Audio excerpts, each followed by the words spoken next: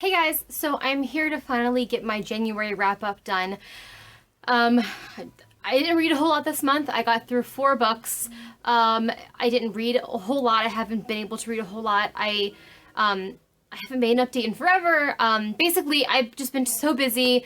As a lot of you know, I do work. I have 2 children, and on top of that, I like to do like theater and productions and that sort of stuff whenever I'm given the opportunity to. And I was last minute cast in a production. And this entire month has all been rehearsals. I got 4 books read, which I won 1,085 pages. So, and they were all short books too. So it wasn't like they were these massive honking books. So I'm going to quickly talk about all 4 of them. And yeah, just tell you what I thought and what I read, because that's what this video is for.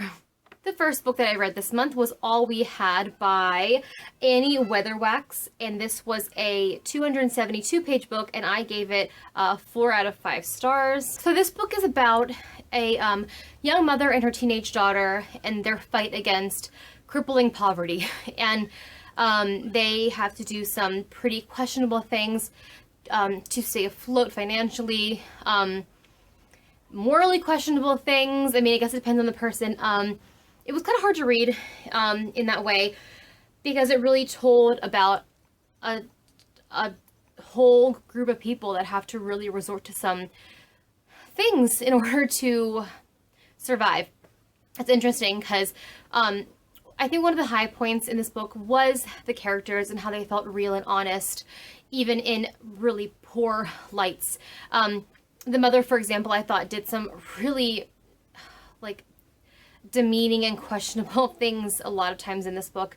But at the core of it, it's this desperation to care for her daughter and provide no matter what it takes. And it's funny how, I or someone else similar to me would say I would never resort to doing X, Y, Z, but I never had to put myself in that situation. So it was a way for me to sort of immerse myself in a character that was hard to read from, but it really provoked a lot of thought. So even though the characters were not always likable, at least they felt honest. So I did appreciate that. The next book of the month that I read was Shackled by Tom Levine.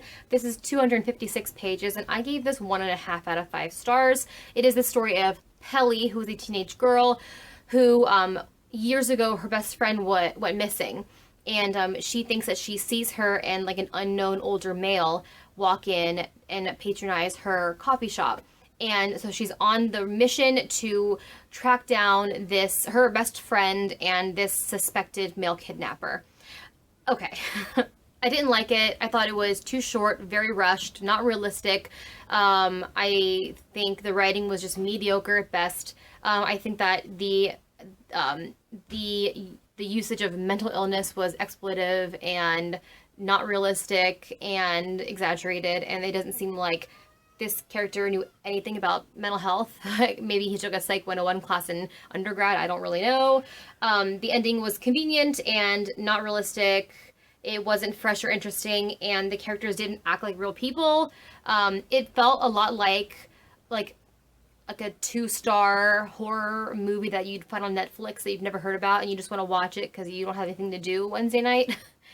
That's unfortunately how this book felt. There were some interesting parts to it, but it altogether didn't make a good book. The next book that I read was Every Heart a Doorway by Seanan McGuire. This is 173 pages, and I gave this a 3 out of 5. So this is a story of groups of kids who find these doorways that lead to magical, fantastical places. And for whatever reason, they've all found their way back to this world and have to adjust and acclimate to life in this typical world again. And for a lot of these kids, it's depressing to be back. They want to be back to those doorways. That's what they call their home. And they all sort of find their way to this school for all kids that have experienced this. And they go through just the process of learning to accept that they're in this reality again. Okay. The premise is really cool. The tone is slightly creepy, Tim Burton-y, I think. And in that sense, I really did like it. And I really also did appreciate that there were sexual and gender identities that were represented quite well in this book that I don't really typically see that often in YA literature. So I really appreciated that.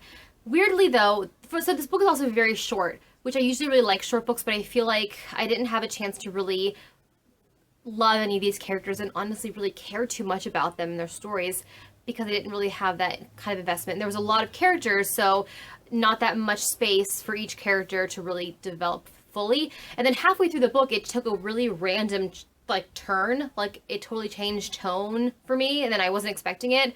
So in that way, it was kind of strange. So altogether, it was a totally fine book. I just wish some stuff would have been a little different. The last book that I read in the month was The Drifter by Christine Lennon. This is 384 pages, and I gave this 2.5 out of 5 stars. So it is about a college girl who her college campus is racked with several, like a string of homicides. And so it's not like she's trying to solve a mystery. It's not like it's a thriller even. It's something that just happens while she's in college, and over the next 20 years, just her kind of coming to terms and being affected by the events of what happened to her or around her in college, and just sort of how that's changed her as a person. I will say this, the writing is definitely on point. It's very detail oriented and well done in that sense. But what really killed me for this book is this is almost a 400-page book. Almost nothing actually happens plot-wise. The book is full of just so much detail that it just fills the book completely. I mean, this author really dug into detail in scenes that really didn't need it. And so it took me forever to get through because I wasn't really compelled by a lot of plot. It was just description after description after description after description.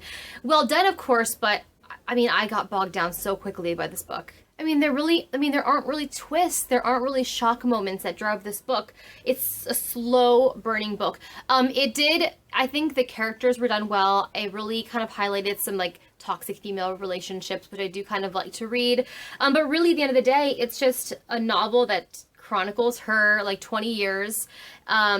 And it details like city living, the 90s, the drug scene, sex, growing up, sort of stabilizing herself amongst all that. It's fine for what it is. It was not what I was expecting. It's almost marketed as like a thriller, but it's not. Like there's no thrilling aspect. Like anyway, so like yeah, writing was great. Plot, it wasn't what I was expecting, and there needs to be less detail and more plot, I think. And this is an uncorrected proof as well. So in the final book does come out at the end of February, I think the 21st. So I don't really know what changes have been made by the time the book does get released. Of course, uncorrected proofs are always advertised as being uncorrected and not final. So I don't really know how the final results of the book will come out. I'm curious to know if anything really does change. But as far as looking at the proof, those are my thoughts. So ultimately, my reading this month was pretty average and limited, 4 books. And honestly, I'm not going to lie, The Drifter, I read into the second day of February because I had just a little bit left to go. And so I'm counting it in my January book, and no one can stop me because this is my channel. Darn it. So anyway, that's my short reading month. I should have much more to present in February after my life kind of eases down a little bit. So anyway, you guys have a great day. Let me know if any of these books are things that you've read, or if my opinions are completely wrong. That's fine. That's what this is all about. So I will see you guys soon. And thanks for your patience. Me getting my life on here back on track. Oh my God, it's been crazy for me. All right, I will see you guys next time. I love you so much. Bye.